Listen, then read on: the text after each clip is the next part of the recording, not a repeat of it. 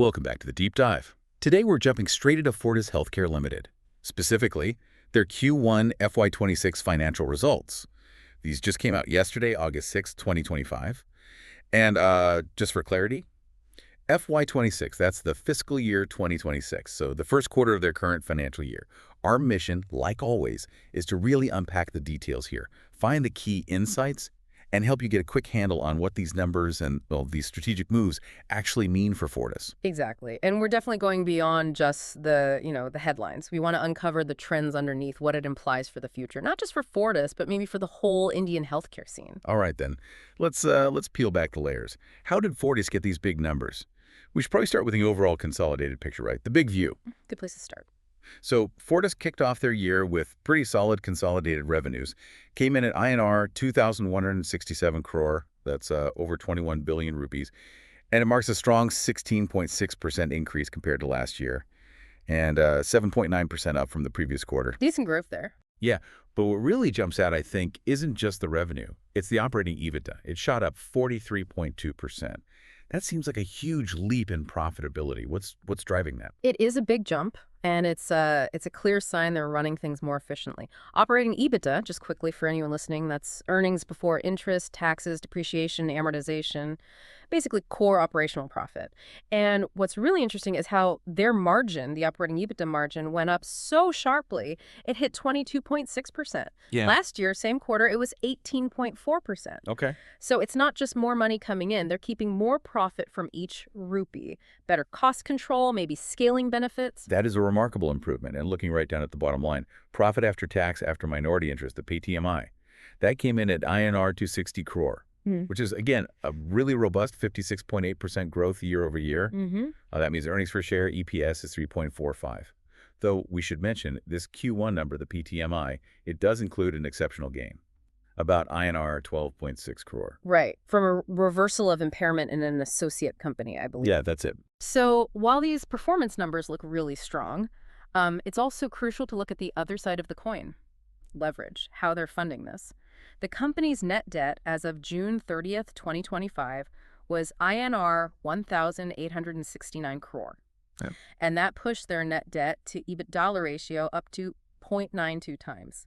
Now compare that to Q1 last year, it was way lower, just 0.22 times. Wow, quite a jump. So what does that mean practically for you listening? Well, it means for every rupee of operating profit Fortis makes in a year, they now have almost a rupee of debt, which is, a significant increase in leverage. And the company explained this. Yes, they did. They said it was mainly because they raised funds for two specific big acquisitions. One was buying a 31.5% private equity stake in Agilist Diagnostics, and the other was actually acquiring the Fortis brand and trademarks itself. Yeah.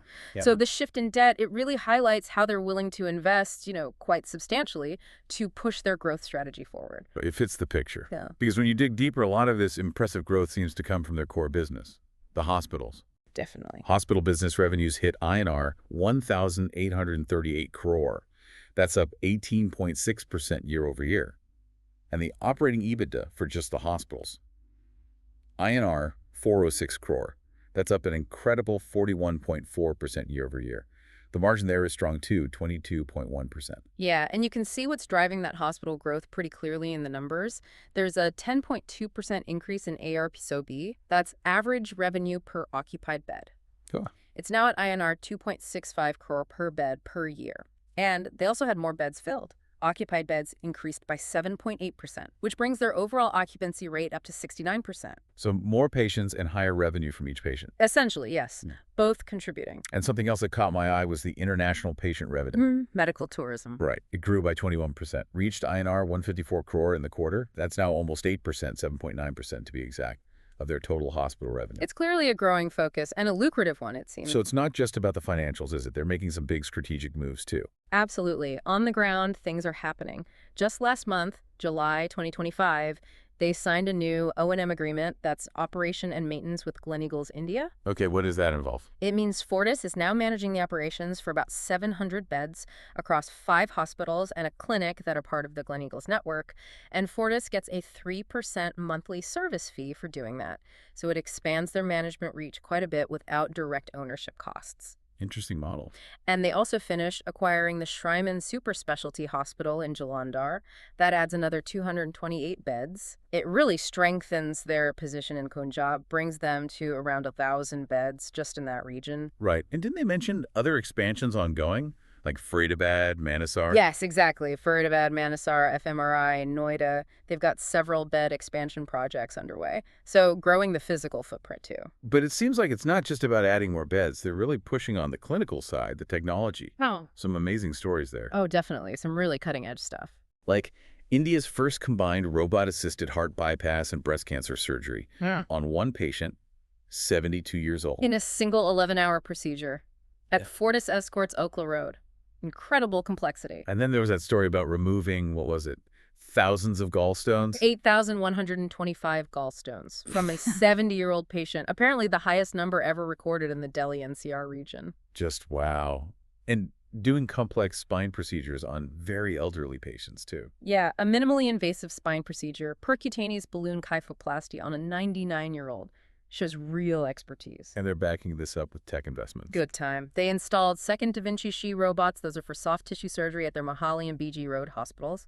They upgraded the radiology department in Ludhiana with advanced MRI and PIT CT scanners and launched this program called TREAT, Total Robot-Enabled and Assisted Transplant. Ah, I saw that.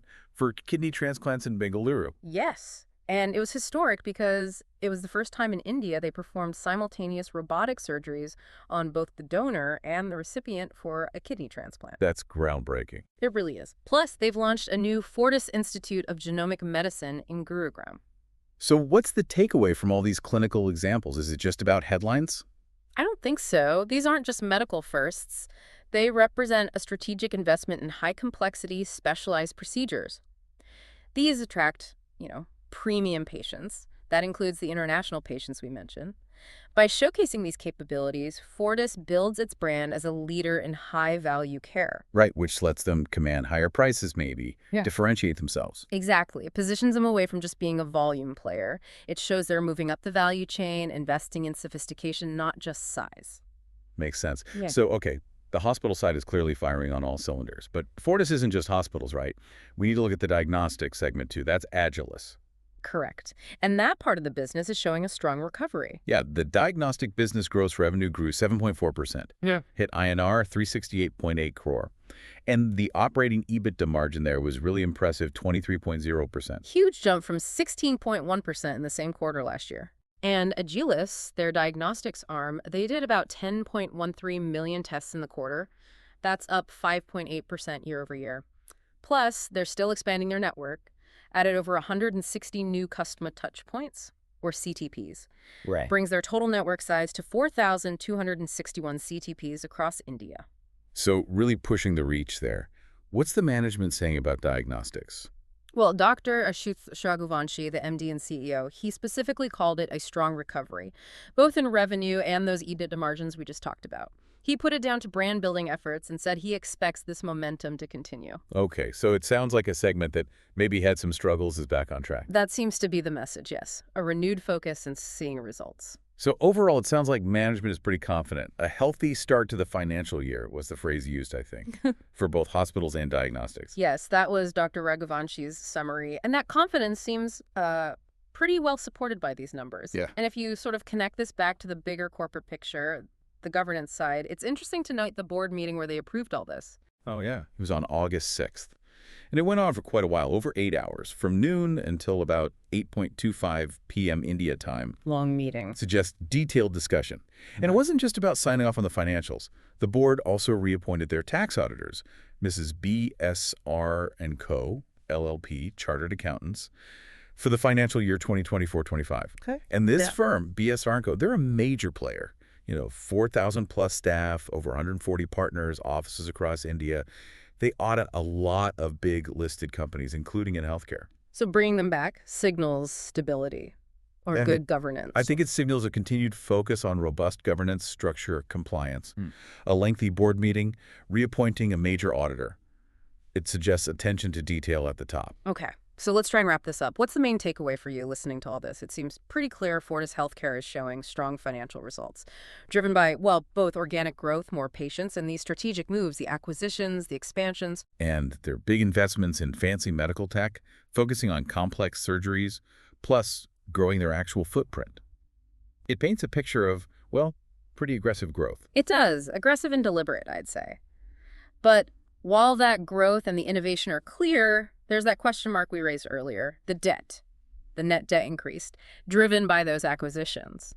So the provocative thought maybe is, how will Fortis actually balance this ambitious expansion with managing the financial leverage, in the next few quarters? Right. That's the immediate question for the company. And maybe a broader one for all of us. How do these kinds of moves by big integrated players like Fortis, expanding physically, investing in robotics, digital health, how does that ultimately shape healthcare for you, for the average person in India? Does it make it more accessible? Does it affect the cost, the quality?